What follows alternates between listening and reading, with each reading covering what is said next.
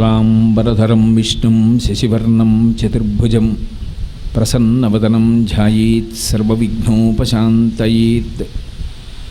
गुरुर्ब्रह्मा गुरुर्विष्णुः गुरुर्देवो महेश्वरः गुरुसाक्षात् परब्रह्म तस्मै श्रीगुरवै नमः। व्यासाय विष्णुरूपाय व्यासरूपाय विष्णवे नमो वै ब्रह्मनिधये वासिष्ठाय नमो नमः। कूजन्तं राम रामेति मधुरं मधुराक्षरम् आरुह्य कविताशाखां वन्दे वाल्मीकिकोकिलं। श्रुतिस्मृतिपुराणानाम् आलयं करुणालयं नमामि भगवत्पादशङ्करं लोकशङ्करं। वागर्धाविव सम्पृक्तौ वागर्धप्रतिपत्तये जगतः पितरौ वन्दे पार्वती परमेश्वरौ।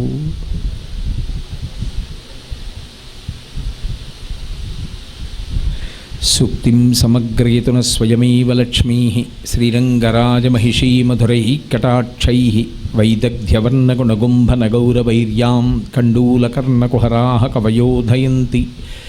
हैमोर्ध्वपुण्ड्रमजहन्मकुटं सुनासं मन्दस्मितं मकरकुण्डलचारुगण्डं बिम्बाधरं बहुलदीर्घकृपाकटाक्षं श्रीवेङ्कटेशमुखमात्मनि सन्निधत्ताम्। विमलपटी कमलकुटी पुस्तकरुद्राक्षसस्तहस्तपुटी कामाक्षी पक्ष्मलाक्षी कलितविपञ्ची विभासि वैरिञ्ची। मनोजवं मरुततुल्यवेगं जितेन्द्रियं बुद्धिमतां वरिष्ठं वातात्मजं वनरयूथमुख्यं श्रीरामदूतं शिरसा नमामि। आपदामपहर्तारं दातारं सर्वसम्पदां लोकाभिरामं श्रीरामं भूयो भूयो नमाम्यहम्। जयत्यतिबलो रामो लक्ष्मणश्च महाबलः राजा जयति सुग्रीवो राघवेणाभिपालितः। दासोऽहं कौसलेन्द्रस्य रामस्याक्लिष्टकर्मणः हनुमान् शत्रुसैन्यानां निहन्ता मारुतात्मजः। न रावणसहस्रं मे युद्धे प्रतिफलं भवेत् शिलाभिस्तु प्रहरतः पादपैश्च सहस्रशः। अर्दयित्वा पुरीं लङ्काम् अभिवज्य च मैथिलीं समृद्धार्धो गमिष्यामि विशतां सर्वरक्षसां। धर्मात्मा सत्यसन्धश्च रामो दशरथिर्यदि पौरुषे च प्रतिद्वन्द्वशरैनं जहिराविणिं। हरि ओम। परमेश्वरस्वरूपैन सभకి नमस्कार। अथ वैढूर्यवर्णेषु शद्वलेषु महाबलः धीरः सलिलकल्पेषु विचचार यथाసుఖం। ఇక బయలుదేరడానికి సిద్ధపడుతున్నారు. స సూర్యాయ మహేంద్రాయ పవనాయ స్వయంభువే భూతేభ్యశ్చంజలిం కృత్వా చకార గమనేమతిం. బయలుదేరే ముందు నమస్కారం చేస్తున్నారు. ఏదైనా కార్యాన్ని ప్రారంభం చేసే ముందు నమస్కారం చేసి ప్రారంభం చెయ్యడం అనేటటువంటిది ఆర్ష జాతి యందు ప్రాథమికమైనటువంటి మౌలికమైన విషయం. ఎందుచేత అంటే నమస్కారము అనేటటువంటి దానికి రెండు చేతులు ఇలా కలిపి ఇలా శిరస్సు ఉంచుతారు.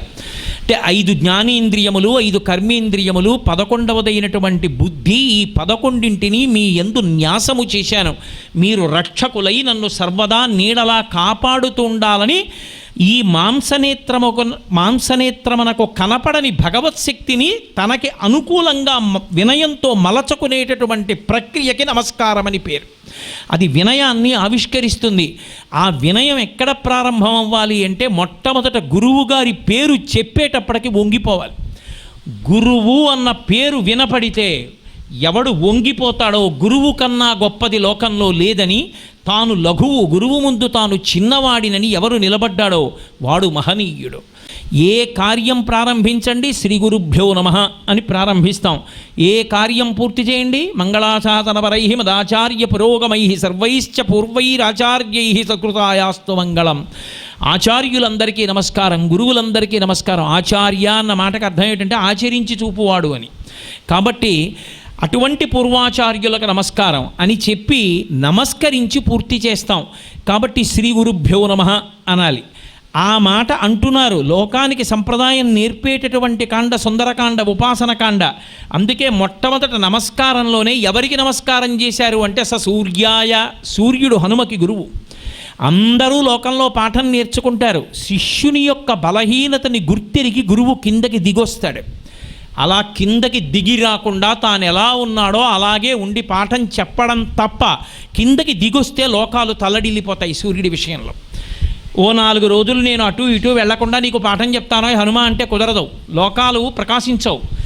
అటువంటి వారి దగ్గర పాఠం నేర్చుకోవాలి హనుమ. ప్రాతకాలంలో ఉదయాద్రి నుంచి సూర్యుడు బయలుదేరాడు అనుకోండి, సూర్యుడు బయలుదేరినప్పుడు ఆయన పక్కన కూర్చుని వినకూడదు, గురువుగారితో సమానంగా ఉండకూడదు, గురువుగారికి పృష్ఠభాగం కనపడకూడదు. కాబట్టి గురువుగారి దగ్గర పాఠం విందామంటే బాలసూర్యుడిగా ఉన్నవాడు తర్వాత పైకొస్తున్న కొద్దీ శక్తి పుంజేసుకుంటాడు, అసలు దగ్గరగా నిలబడలేరు. రథచక్రముల యొక్క సవ్వడి నిరాధారమైన ఆకాశంలో వెళ్ళిపోతుంటుంది ఆ రథం. అక్కడ ఆ రథం ఎంత వేగంగా వెడుతుందో ఆ వేగానికి అనుగుణంగా గురువుగారి వంక చూస్తూ నమస్కారం పెడుతూ ఆ వేగానికి అనుగుణంగా వెనక్కి నడుస్తూ పాఠం వినాలి, గురువుకి పృష్ఠభాగం చూపించకుండా. అలా నడిచి పాఠం నేర్చుకున్నారు హనుమ. అందుకే లోకంలో శిష్యులందరూ వేరు, హనుమ ఒక్కరు వేరు. మహానుభావుడు హనుమకి సూర్యనారాయణమూర్తి పేరు చెప్తే పరవశం. ఆయనకి సాక్షాత్తు గురువు, లోకానికి మార్గం చెప్తున్నారు. అందుకే సూర్యాయ మొదటి నమస్కారం సూర్యుడికి. మహేంద్రాయ, మహేంద్ర శబ్దం చేత ఈ లోకములకన్నిటికీ పరిపాలకుడు. ఎవరు పరిపాలనాంశ ఎందున్నారో వారికి నమస్కారం చేయడం విధేయత. ఒక అధికారి ఉంటాడు, అధికారి ఎందు విష్ణు అంశ ఉంటుంది. నా విష్ణు పృథివీపతి. ఎప్పుడు అధికారిని చూసినా నువ్వు రోజు ఆరాధిస్తున్న విష్ణువే ఆ స్థానంలో ఉన్నారు. త్రికరణ శుద్ధిగా నమస్కారం చెయ్యాలి, అది సంస్కారం. అందుకే మహేంద్రాయ, లోకములను పరిపాలించేటటువంటి మహేంద్రుని యొక్క అనుగ్రహము నాకు కలుగుగాక, ఆయన ప్రతిబంధకములను కల్పించకుండుగాక. నేను సూర్యాయ మహేంద్రాయ పవనాయ, తండ్రికి నమస్కరించాలి. మయస్కరాయచ అంటుంది ఎదుర్వేదం. ఈ లోకంలో సమస్త సుఖాలు కొడుకుకి కల్పించాలని తాపత్రయపడేటటువంటి వ్యక్తి ఎవరైనా ఉంటే తండ్రి ఒక్కడే. తండ్రి ప్రత్యక్షమైనటువంటి దైవం. అందుకే జాంబవంతుడు చెప్తాడు, నువ్వు చిన్నతనంలో పుట్టగానే సూర్యుని వంక ప్రయాణం చేసి సూర్యుడు ఎర్రగా ప్రకాశిస్తూ ఉంటే పండనుకుని తినబోతే సూర్యుడు నిన్ను చిన్నపిల్లవాడివని క్షమించినా అటుగా వస్తున్నటువంటి దేవేంద్రుడు నీ ఉద్ధతి చూచి వజ్రాయుధం పెట్టి కొడితే నీ ఎడమ దవడ విరిగి కింద పడిపోతే విరిగినటువంటి దవడలు కలిగినటువంటి వాడివి కాబట్టి హనుమా అని పేరు పెడితే నీకు కలిగినటువంటి ఖేదాన్ని చూసి విచలితుడైనటువంటి నీ తండ్రి వాయువు లోకమునందు అన్ని ప్రాణులలోకి ప్రవేశించి కదలడం ఆపేశాడు. కాష్టభూతమిదం జగత్ అన్నారు ఉత్తరాఖండలో. లోపల వాయువు తిరగకపోతే శరీరం కర్రలా అయిపోతుంది, అందుకే శవం కర్రలా నిలబడిపోతుంది. అటువంటి వాయువు అంత కష్టాన్ని లోకానికి కల్పిస్తే చతుర్ముఖ బ్రహ్మగారు పరిగెత్తికెళ్ళి నీ బిడ్డకి నేను మళ్ళీ ఆయుర్దాయం ఇస్తున్నాను, బ్రహ్మాస్త్రం చేత కూడా బంధింపబడన్నారు. మిగిలిన దేవతలందరూ కూడా అటువంటి వరాలే ఇచ్చారు. మయస్కరాయచ, తండ్రి తాను కష్టపడైనా సరే కొడుకు సంతోషంగా ఉండాలని కోరుకుంటాడు.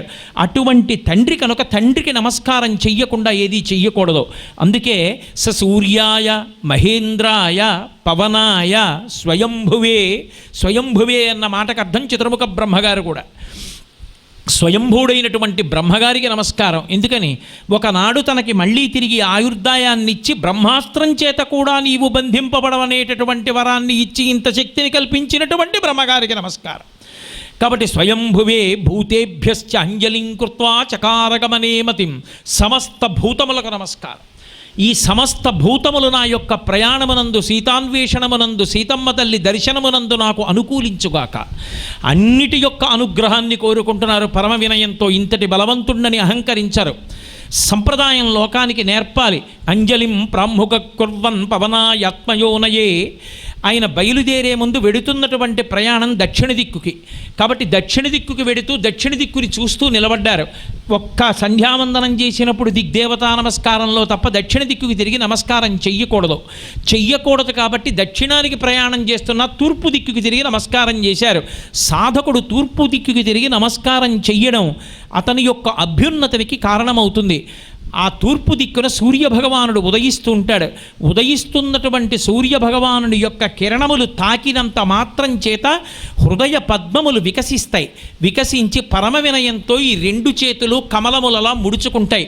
అందుకే తిక్కనగారు మహాభారతం చేస్తూ విరాట పర్వంలో అంటాడు, నీరజాకరములు నిష్ఠయై చేసిన భవ్యతపంబు ఫలమనంగా దినసముఖాకి నందిత చక్రయుగ్మకంబుల యనురాగంపు బ్రువనంగా హరిహర బ్రహ్మ మహానుభావంబులొక్కటింగాగ గరగిన గట్టియనగా అతుల వేదత్రయ లతికాచయము పెనుబొందన్ పుట్టెడు మూల కందమనగా అఖిల జగముల కందెర ఎగుచు జనసమాజ కరపుట హృదయ సరోజములకు ముకుళనంబును జృంభణంబును నచ్చి భానుబింబంబు పూర్వాద్రిపై విలింగే అంటారు. అందరి యొక్క హృదయాలకి చైతన్యాన్ని, సంతోషాన్నిచ్చి వికసించేటట్టుగా చేసి రెండు చేతులు ఇలా ముకిళించుకుని నమస్కరించేటట్టుగా చెయ్యగలిగినటువంటి బ్రహ్మ విష్ణు మహేశ్వరుల యొక్క మూలకంద స్వరూపమైనటువంటి ఆ ప్రభాకరుడు ఉదయిస్తూ ఉండగా నమస్కరించాలి. అందుకే తూర్పు దిక్కుకి తిరిగి నమస్కరించాలనేటటువంటి సంప్రదాయాన్ని ఆవిష్కరించడానికి అంజలిం ప్రాముఖ కుర్వన్ పవనాయత్మయోనయే తతో హి వృతే గ్రంథం దక్షిణో దక్షిణాం దిశం. పెద్ద శరీరాన్ని పెంచుతున్నారు. ఆ పెద్ద శరీరాన్ని పెంచి ఆ పర్వత శిఖరముల మీద నిలబడి ఇక ఎగరడం కోసమని ఆ పాదములను గట్టిగా భూమికి తొక్కిపెట్టి ఆ వీర్యాన్ని, తేజస్సుని ఆయన పొందుతుంటే సచ చలశ్చాపి ముహూర్తం కపిపీడిత తరుణాం పుష్పితాగ్రాణం సర్వం పుష్పవశాతయత్ గిరిణా పీడ్యమానేన అపీడ్యమానాని పర్వతః గుహావిష్టాని భూతాని వినే దుర్వికృతైశ్వరైః తాస్తథా సవిషైస్తష్టాస్కుపితైస్తై మహాశిలాః జజ్జలు పావకోదీప్తా బిభిదుశ్చ సహస్రధా యాని ఔషధజాలాని తస్మిన్ జాతాని పర్వతే విషఘ్నాన్యపి నాగానాం నచేకుష్యమితం విషం అన్నారు మహర్షి. ఆ రెండు పాదములతోటి పర్వతాన్ని గట్టిగా నొక్కితేట ఆ లోపల ఉన్నటువంటి గుహలన్నీ కూడా ఇలా ముడుచుకుపోయాయి. అవి ముడుచుకుపోతుంటే ఆ పర్వత గుహల్లో పడుకున్నటువంటి సింహాలు, పెద్ద పులులు భయపడిపోయి గుహ మూసుకుపోతోందని ఒక్కసారి దూకి బయటికి వచ్చే లోపల ఆ గుహ నొక్కుకుపోతే వాటి నడుం సగం లోపల ఉండిపోయింది, సగం బయట ఉండిపోయింది. అవి వికృతంగా పెద్ద పెద్ద అరుపులు అరుస్తుంటే మహేంద్రగిరి అంతా కూడా ప్రతిధ్వనించింది. రాళ్ళన్నీ కూడా దొల్లి కింద పడిపోయాయి.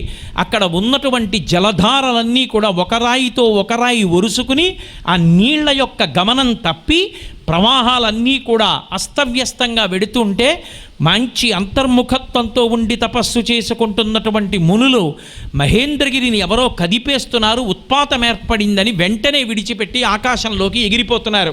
విద్యాధరులు బంగారు పాత్రలతో, వెండి పాత్రలతో, తమ ప్రియురాళ్లతో కలిసి నంజుళ్ళు, మాంసము, మద్యము మొదలైన వాటిని పెట్టుకుని అనుభవిస్తున్న వాళ్ళు మహేంద్రగిరి కదిలిపోయేసరికి భయపడి తమ ప్రియురాళ్ళని మాత్రం చేత పట్టుకుని ఎగిరి ఆకాశంలో నిలబడి ఒక్కసారి ఆ పర్వతం వంక చూస్తున్నారు. ఇంకా గట్టిగా నొక్కారు.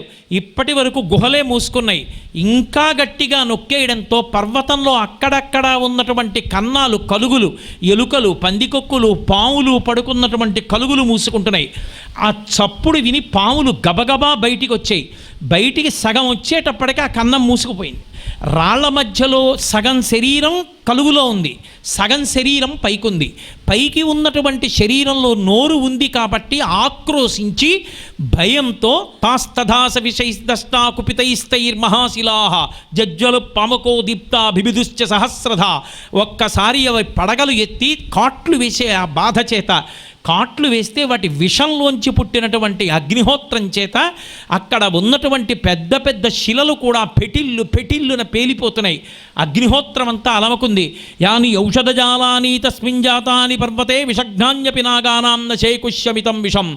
అదే పర్వతం మీద అగ్నిహోత్రాన్ని ఆర్పగలిగినటువంటి ఓషధులు ఎన్నో ఉన్నప్పటికీ కూడా ఇన్ని పాములు ఒక్కసారి కరిచినటువంటి విషంలోంచి పుట్టిన అగ్ని జ్వాలలను ఆర్పలేక ఓషధులు కూడా నిర్వీర్యమైపోయి ఎక్కడ చూసినా అగ్నిహోత్రం అంటుకుంటోంది. విద్యాధరులు పైకి వెళ్ళిపోయి చూశారు. ఎందుకు ఇలా కదిలిపోతోంది పర్వతం అని ఆశ్చర్యపోయారు. ఇంతలో చారణులు, అంటే వాళ్ళు లోకానికి మంగళవార్తలు అందిస్తూ ఉంటారు. ఆ చారణులు సమూహాలుగా నిలబడి చెప్పుకుంటున్నారు. రామార్థం వానరార్థంచ చికీర్షం కర్మదుష్కరం సముద్రస్య పరం పారం దుష్ప్రాపం ప్రాప్తుమిచ్చతి. మహానుభావుడు హనుమ తన కోసం కాదు, తనకేదో సన్మానపత్రం ఇస్తారు, సత్కారపత్రం ఇస్తారు, లేకపోతే 5 రూపాయలు ఇస్తారనేటటువంటి కోరికతో చేసినవాడు కాడు. నిస్వార్థంగా పరమభక్తితో రామార్థం వనరార్థంచ కేవలం రాముడి కోసం ఇన్ని లక్షల మంది వానరులు బ్రతకాలనేటటువంటి కోరికతో తానొక్కడు సీతమ్మ తల్లి జాడ కనిపెడితే తప్ప సుగ్రీవుడిచ్చినటువంటి వేళ మించిపోయి వెనక్కెళ్ళినా చంపకుండా సుగ్రీవుడు ఉండాలి అంటే తాను సీతమ్మ తల్లి జాడ కనిపెట్టడం వినా మార్గం లేదని వానరుల కోసం రాముడి కోసం ఇంత ఖేదాన్ని భరించడానికి సిద్ధపడి మహానుభావుడు ఎగరబోతున్నాడు. ఏష పర్వత సంకాశో హనుమాన్ మారుతత్మజ తితీర్షతి మహావేగ సముద్రం మకరాలయం. మొసళ్లతో కూడుకున్నటువంటి ఈ సముద్రాన్ని మహానుభావుడైనటువంటి హనుమ పర్వత సదృశమైనటువంటి శరీరంతో వెళ్ళబోతున్నారు. అదిగో ఆయన శరీరం ఆయన యొక్క వక్షస్థలం ఒరుసుకున్నటువంటి కారణం చేత మహావృక్షాలు కింద పడిపోయాయి. ఆయన కాళ్ల కింద పడి ఆయన చేసిన మహానాదం విని గుండెలు బద్దలై నెత్తురు కక్కుని ముక్కుల వెంట చెవుల వెంట నెత్తురు కారి ఎన్నో క్రూర మృగాలు పడిపోయాయి మహేంద్ర పర్వతం మీద. అరిగో బయలుదేరుతున్నారని ఆ చారణలు చెప్తుంటే విద్యాధరులు తెల్లబోయి చూశారు, ఇంతటి మహానుభావుడు అబ్బో బయలుదేరబోతున్నారని. ఇక ఆ పర్వతం మించి లంఘనానికి సిద్ధపడుతున్నారు. దుదివేచ సరోమాణి చకంపే చాచలోపమహ ననాద సుమహానాదం సుమహానివతోయద బాహూ సంస్తంభయామాస మహాపరిగసన్నిభౌ సపాదచ కపి కచ్చాం చరణౌ సంచుకోచ మార్గమాలోకయం దూరాదుర్ధం ప్రణిహితేక్షణ రురోధ హృదయే ప్రాణాన్ ఆకాశమవలోకయన్ అంటారు మహర్షి. ఆ బయలుదేరేటప్పుడు ఆయన దుధివేచ సరోమాణి చకంపే చాచలోపమహ ననాద సుమహానాదం సుమహానివతోయద. ఆ తోక ప్రారంభమునందు బాగా లావుగా ఉంది, కిందకు వచ్చేటప్పటికి పుచ్చం దగ్గరికి వచ్చేటప్పటికి సన్నగా అయిపోయి పెద్ద కుచ్చుతో ఉంది. ఆ కుచ్చుతో ఉన్నటువంటి తోక మీద ఉన్నటువంటి రోమావళి అంతా నిక్కబుడుచుకునేటట్టుగా ఒక్కసారి తోకని ఒక పెద్ద గరుత్మంతుడు తన్నుకుపోతున్న పావు నిటారుగా ఎలా నిలబడుతుందో ఆకాశంలో అలా నిలబెట్టారు. దాన్ని అటు ఇటు ఊపి ఆ తోకని ఒక్కసారి పర్వతానికేసి కొట్టారు. ఆ రెండు పాదములను గట్టిగా ఉంచారు, పిక్కలలోకి బలాన్ని తెచ్చుకున్నారు, మోకాళ్ళు ముందుకు పొడుచుకొచ్చేటట్టుగా ఉంచారు, తొడలు కిందకి ఉంచి నడుము సన్నం చేశారు, వక్షస్థలాన్ని బాగా విశాలం చేశారు. చేసి అదే పనిగా కన్నులు రెప్ప వెయ్యకుండా ఆ దక్షిణ దిక్కు వంక చూస్తున్నారు. మార్గం ఆలోకయం దూరాదుర్ధం ప్రణిహితేక్షణ రురోధ హృదయే ప్రాణాన్ ఆకాశం అవలోకయన్. ఆకాశం వంక చూస్తూ వాయువునంతటిని స్తంభింపజేశారు. ప్రాణాయామం చేసి ఆ యోగ సిద్ధికి అన్ని విధాలా కూడా అర్హతని పొందుతున్నారు. నడుము సన్నం చేశారు, చెవులు రెండు రిక్కించారు, బాహూ సంస్తంభయామాస పరిగలలా ఉన్నటువంటి రెండు చేతులు ముందుకు తీసుకొచ్చి బిగించారు. ఇక ఎగరడానికి సిద్ధంగా ఉన్నారు మహేంద్ర పర్వతం మించి. ఒక్కసారి కిందకి చూశారు, కొన్ని లక్షల మంది వానరములు. ఇన్నాళ్ళు మనతో కలిసి తిరిగిన వాడు, ఇంతటి మహావీర్యవంతుడు, ఇంతటి తేజోవంతుడు మహానుభావుడు పర్వతాకారంతో బయలుదేరబోతున్నాడని స్వామి హనుమా నీ వల్లనే మా ప్రాణములు నిలబడాలని అందరూ రెండు చేతులిచ్చి అంజలి ఘటించి నమస్కరిస్తున్నారు. వాళ్ళ వంక చూశారు, ప్రతిజ్ఞ చేస్తున్నారు. యథా రాఘవ నిర్ముక్త శరస్వసన విక్రమ గచ్చేతత్గమిష్యామి లంకాం రావణపాలితాం నహి ద్రక్ష్యామి ఇది లంకాయాం జనకత్మజాం అనేనైవైవేగేన గమిష్యామి సురాలయం బద్ధ్వా రక్షత రాజేన మానయిష్యామి రావణం సర్వదా కృతకార్యోహ మే స్వామి సహసీతయా అన్నారు. ఇదిగో బయలుదేరుతున్నాను. నేను బయలుదేరేటప్పుడు ఎలా బయలుదేరతాను? యథారాఘవ నిర్ముక్త శరస్వసన విక్రమ. సమస్త భూతములు ఆశ్చర్యపడిపోయి చారణలు కూడా నిలబడిపోయేటట్టుగా బయలుదేరడానికి సిద్ధపడుతున్నటువంటి హనుమ ఇంతటి శక్తివంతులై కూడా ఎంత వినయంతో మాట్లాడతారంటే, ఆ వినయం అంటే హనుమకే చెల్లింది, శంకరులకే చెల్లింది. పశుమాం సర్వజ్ఞ ప్రథిత కృపయా పాలయు విభో అంటారు మహానుభావుడు శంకర భగవత్పాదులు శివానందలహరిలో. అలా ఆయన అన్నారు, యథారాఘవ నిర్ముక్త శరస్వసన విక్రమ. ఆ కోదండ విద్యాపారంగతుడైనటువంటి రామచంద్రమూర్తి తన ఎడంచేత్తో బంగారు కోదండాన్ని పట్టుకుని ఆ వింటినారి ఆకర్ణాంతము సారించి తన వెనకాతల భుజానికి కట్టబడినటువంటి ఆ అమ్ముల పొదిలోంచి బాణాన్ని తీసి వింటినారికి సారించి ఆకర్ణాంతము లాగి విడిచిపెట్టబడినటువంటి బాణము ఎదురుగుండా ఉన్నటువంటి లక్ష్యం మీదకి వెళ్ళి కొట్టి తప్ప వెనక్కొచ్చి ఎలా చేరదో అలా రామచంద్రమూర్తి యొక్క అనుగ్రహము నా యందు ఉన్న కారణం చేత రాముని చేత విడవబడినటువంటి బాణం లక్ష్యం మీదకి వెళ్ళి పడడం వినా మధ్యలో ఎలా ఆగదో అలా ఆగకుండా వెళ్ళడానికి సిద్ధపడుతున్నాను. ఇది నా బలం కాదు, రామచంద్రమూర్తి బలం అన్నారు. యథా రాఘవ నిర్ముక్త శరస్వసన విక్రమ గచ్చేతత్వద్గమిష్యామి లంకాం రావణపాలితాం నహి ద్రక్ష్యామి ఇది లంకాయాం జనకత్మజాం అనేనైవ హి వేగేన గమిష్యామి సురాలయం. ఒకవేళ నేను లంకాపట్టణానికి వెళ్ళి లంకాపట్టణాన్నంతటినీ శోధించినప్పుడు నాకు సీతమ్మ తల్లి యొక్క జాడ కనబడకపోతే అక్కడ ఆగుతానని అనుకోకండి, అక్కడి నుంచి స్వర్గలోకానికి పెడతాను, స్వర్గలోకం అంతా వెతికేస్తాను. ఒకవేళ అక్కడ కూడా నాకు సీతమ్మ తల్లి కనబడకపోతే బద్ధ్వా రాక్షస రాజేన మానయిష్యామి రావణం సర్వదా కృతకార్యోహామేష్వామి సహసీతయా. అక్కడి నుంచి మళ్ళీ కాంచన లంకా పట్టణానికి వెళ్ళి 10 తలలు కలిగినటువంటి పురుగు నాకు ఆ రావణాసురుడు, ఆ రావణాసురుణ్ణి బంధించి తీసుకొచ్చి ప్రస్రవణ పర్వత శిఖరము మీద కూర్చున్నటువంటి రామచంద్రమూర్తి యొక్క పాదార విందముల యందు తోసి ఆయన చెప్పమని గద్దిస్తే రావణాసురుని చేత నిజం చెప్పిస్తాను తప్ప విడిచిపెట్టనని ధృతి అంటారు, పట్టుదల. నేను సాధిస్తాను కార్యం అనేటటువంటి ధైర్యంతో ఎగరడానికి సిద్ధపడుతున్నారు. ఒక్క సుపర్ణ వివచాత్మానం మేనేశ కపికుంజర యోగ విద్యలో ఒక్కసారి తనని తాను గరుత్మంతునిగా భావన చేసుకున్నారు. ఇక ఆ మహేంద్రగిరి శిఖరముల మించి పైకి లేవాలి. ఊరు వేగోద్ధతా వృక్షా ముహూర్తం కపిమన్వయం ప్రస్థిత దీర్ఘమధ్వానం స్వబంధుమివ బంధవాహ. ఆయన పర్వతం మించి ఒక్కసారి గాలిలోకి లేచి ఆ సముద్రం మీదకి వెడుతూ ఉంటే ఎన్నో సంవత్సరాలుగా పర్వతం మీద పెరుగుతున్నటువంటి బలమైనటువంటి మాను కలిగినటువంటి చెట్లు కూకటి వేళ్లతో పెళ్ళగింపబడి పెద్ద గాలిలో గొడుగేసుకెడుతుండగా ఆ గాలి వచ్చినప్పుడు గొడుగు ఇలా పైకి లేచిపోయినట్లుగా ఆయన వెడుతున్నప్పుడు చెట్లు కూకటి వేళ్లతో లేచిపోవడం కాదుట, కొమ్మలన్నీ కూడా ఇలా పైకి లేచిపోయి ముడుచుకుపోతున్నటువంటి చెట్లు ఆయన తొడల వేగానికి ఆయనతో పాటుగా బయలుదేరి వెళ్ళిపోతున్నాయి. ఎన్ని చెట్లు, మహేంద్రగిరి మీద ఉన్న ఎన్నో చెట్లు ఆయన వెంట వెళ్ళిపోతున్నాయి. అలా వెళ్ళి కొంత దూరం వెళ్ళి ఇంకా ఆయన వేగాన్ని అందుకోలేక ఆ సముద్రంలో పడిపోతున్నాయి. ఆయన ఒంటి నిండా ఈ పువ్వులు పడిపోయాయి. ఇన్ని పువ్వులు పడిపోయినటువంటి కారణం చేత మెరుపులతో కూడిన మేఘం ఎలా ఉంటుందో అలా వెడుతున్నారు ఆకాశంలో. అలా వెడుతూ కింద చూస్తే సముద్రం నిండా పుష్పాల జల్లు, పైన నక్షత్రాలతో ఉన్న ఆకాశం కింద మళ్ళీ వచ్చి కనపడుతోందా అన్నట్టుగా సముద్రం మారిపోయింది అన్ని పువ్వులతో. ఏకకాలమనందు ఈ 2 కార్యములను సాధిస్తూ వెళ్ళిపోతున్నారు. పిబన్నివ బభౌ చాపి సోర్మిమాలం మహర్ణవం పిపాసు దివచాకాశం దదృశేస మహాకపి. ఆయన వెళ్ళిపోతుంటే ఆ ఆకాశ మార్గంలో తెల్లవారుజామున లంఘనం చేశారేమో, పెద్ద నీడబడింది. ఆకాశాన్ని తాగేస్తున్నారా అన్నట్టుగా వెడుతున్నారు. కింద చూస్తే సముద్రాన్ని తాగుతున్నారా అన్నట్టుగా కనపడింది. మీ విశాఖపట్టణ వాసులందరికీ చిరపరిచితమే. నౌకాదళం వాళ్ళ విన్యాసాలు జరిగినప్పుడు సముద్రంలో బాగా కిందకొచ్చి విమానాలు ఎగురుతాయి. ఆ విమానం సముద్రంలో కిందకొచ్చి ఎగురుతున్నప్పుడు నీరంతా కెరటాలు పోయి ఒక పెద్ద తొట్టెలా ఇలా అయిపోతుంది. అలా సముద్రం అంతా కూడా ఒక తొట్టె ఆకృతిని పొందుతోందిట. ఆయన ఎంత ముందుకెడితే అక్కడ తొట్టె అవుతోంది, వెనకనున్నటువంటి ప్రాంతం సమతలం అవుతోంది. అంత వేగంతో ఆకాశంలో వెళ్ళిపోతున్నారు. అలా వెళ్ళిపోతుంటే ముఖం నాసికయా తస్య తామ్రయా తామ్రమా బభౌ సంధ్యాయా సమభిస్పృష్టం యదా తత్ సూర్యమండలం. అలా వెడుతున్నటువంటి హనుమని తమ యొక్క శబ్దం చేత, శ్లోకముల చేత, రచన వైచిత్రి చేత ప్రత్యక్ష ప్రసారం చేస్తారు స్వామి మహానుభావుడు వాల్మీకి మహర్షి.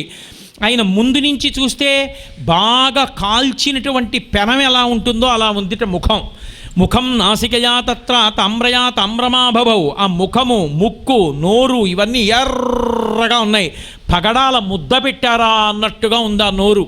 వెనక నుంచి చూస్తే సంధ్యాయా సమభిస్పృష్టం యథాతత్ సూర్యమండలం. సంధ్యాకాలంలో సూర్యాస్తమయమయ్యే ముందు పశ్చిమ దిక్కున ఆకాశం ఎంత ఎర్రగా ఉంటుందో అలా బద్దలైనటువంటి జేగురు పర్వతం ఎలా ఉంటుందో అలా ఉంది పృష్ఠభాగం. ఆ వాలాన్ని కొంతసేపు ఇలా ఎత్తిపెట్టారు. ఎత్తి పెడితే అది ఇంద్రధ్వజం, ఇంద్రుడికి ఉత్సవం చేసేటప్పుడు ఇంద్రధ్వజాన్ని నిలువుగా నిలబెట్టినప్పుడు ఎలా ఉంటుందో అలా నిలబెట్టారట తోకని. కొంతసేపటికి దాన్ని వంచితే అది ఇంద్రధనస్సులా వంగి వచ్చి తల మీద తగులుతోంది.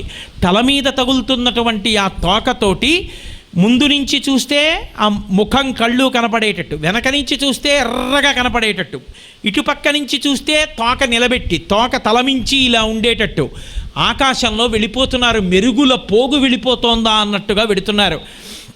ఆయన వెళ్ళిపోతున్నప్పుడు ఆయన వేగం చూడడానికి, ఆశ్చర్యం చూడడానికి దేవతలు, విద్యాధరులు, గంధర్వులు, యక్షులు, గంధర్వులు, కిన్నెరులు, కింపురుషులు అందరూ వచ్చి ఆకాశంలో నిలబడ్డారు. ఏమి ఆశ్చర్యం, ఏమి ఆశ్చర్యం! సీతమ్మ తల్లి జాడ కనిపెట్టడానికి ఇక్ష్వాకు వంశమనందు జన్మించినటువంటి రామచంద్ర ప్రభువు యొక్క దాసానదాసుడైనటువంటి హనుమ పరమభక్తితో అదిగో వెళ్ళిపోతున్నారు, రాముడు విడిచిపెట్టిన బాణల్లా అని తెల్లబోతున్నారు. ఆయన అలా వెడుతున్నప్పుడు మహర్షి అంటారు, ఆయన 2 కన్నులు ఎలా ఉన్నాయంటేట, పిబన్నివ బభౌచాపి సౌర్మిమాలం మహర్ణవం పిపాసు రివచాకాశం దృశేష మహాకపి. ఆ కన్నులు 2 కూడా దూరంగా చీకట్లో ఓ కొండ మీద 2 నెగళ్ళు పెట్టారనుకోండి, కొంత దూరం నుంచి చూస్తే చీకట్లో కొండ మీద వెలుగుతున్నటువంటి 2 నెగళ్ళు, 2 అగ్నిహోత్రాలు ఎలా కనపడతాయో, తస్య విద్యుత్ ప్రభాకారం వాయు మార్గానుసారిణం నయనే విప్రకాశేతే పర్వతస్థా వివానలౌ. పర్వతం మీద ఉన్న 2 నెగళ్ళలా కనపడుతున్నాయిట 2 కళ్ళు. పింగాక్షం, బంగారు రంగులో మెరిసిపోతుంటాయి, ఎర్రగా జ్వలిస్తున్నటువంటి నేత్రాలతో వెళ్ళిపోతున్నారు. ముందు నుంచి చూస్తే ఎలా ఉందంటే, దగ్గరికి ఎవరు రాగలరా వేగానికి?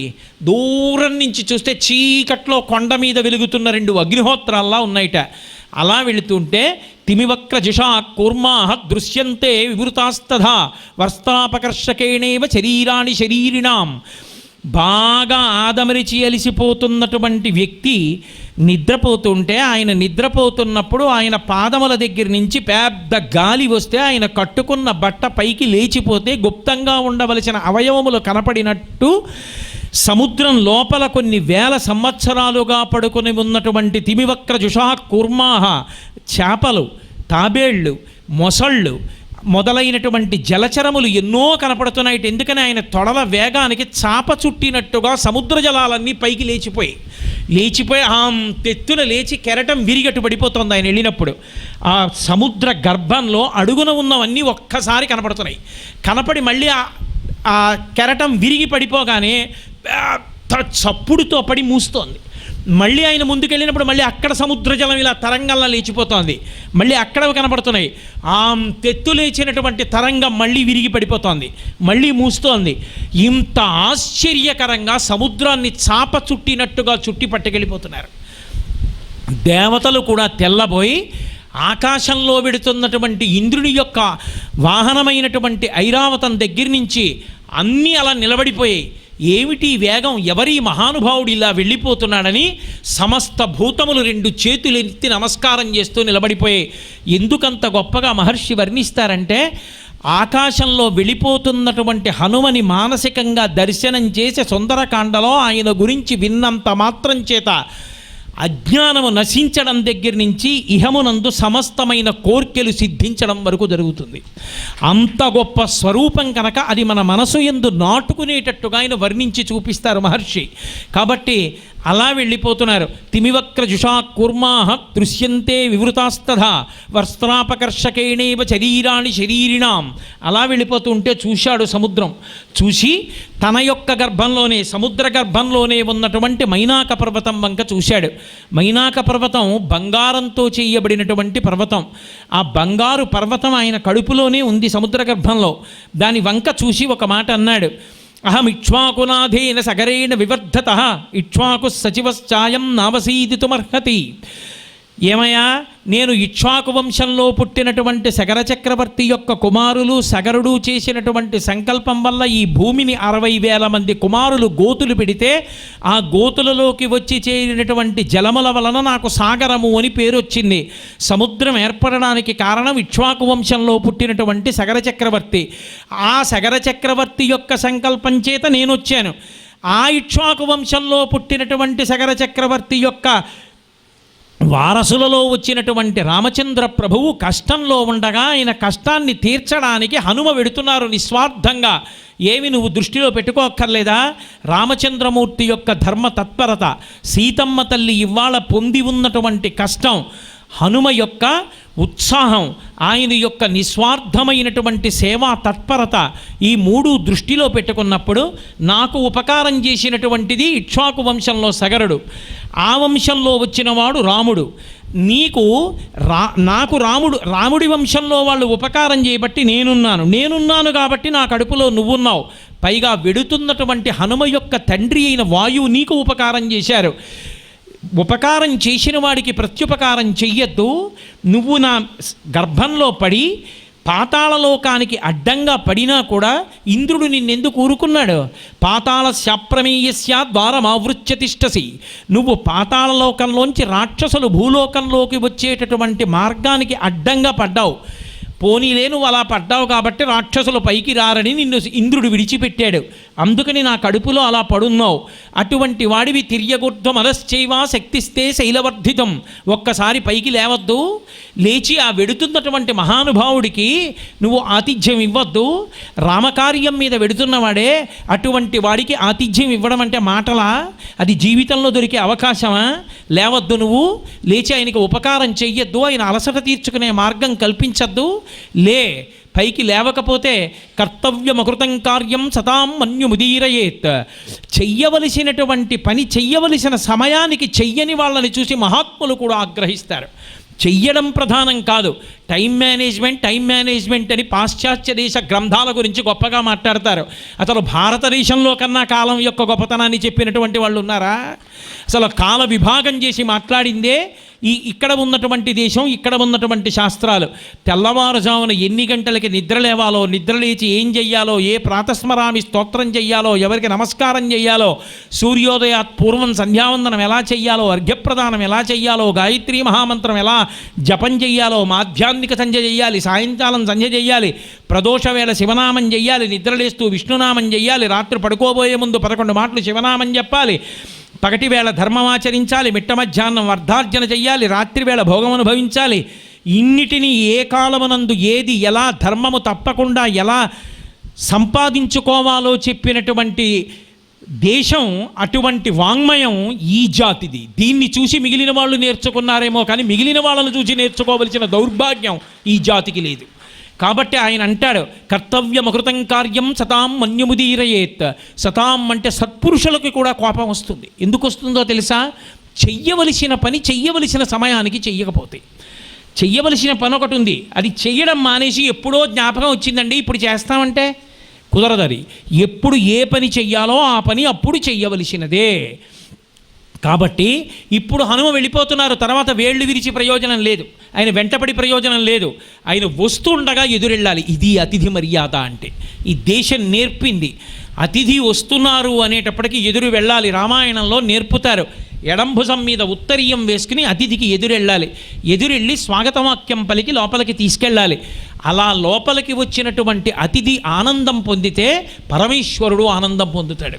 కాబట్టి వెంటనే ఎదురెళ్ళి నువ్వు ఆయనకి స్వాగతం పలకద్దు.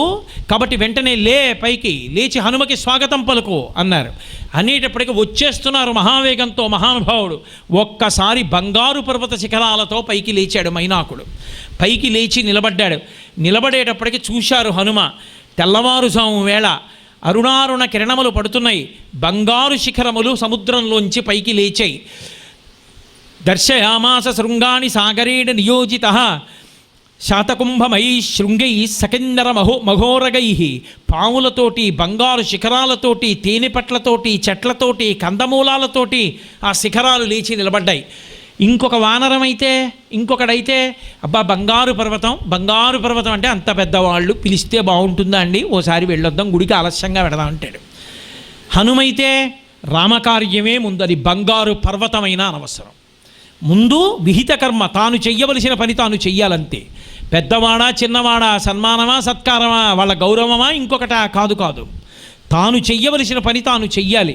అందుకే ఆయన దాన్ని విఘ్నం కింద భావించారు. అది హనుమ యొక్క గొప్పతనం. మంగళాశాసన పరై మదాచార్య పురోగమై సర్వైశ్చ పూర్వైరాచార్యై తత్కృతాయాస్తు మంగళం. మంగళం కోసలేంద్రాయ మహనీయ గుణాత్మనే చక్రవర్తి తనూజాయ సర్వభౌమాయ మంగళం. ఉమాకాంతాయ కాంతాయ కామితార్థప్రదాయినే శ్రీగిరీశాయ దేవాయ మలినాథాయ మంగళం. సర్వం శ్రీ ఉమామహేశ్వర పరబ్రహ్మార్పణమస్తు. స్వస్తి.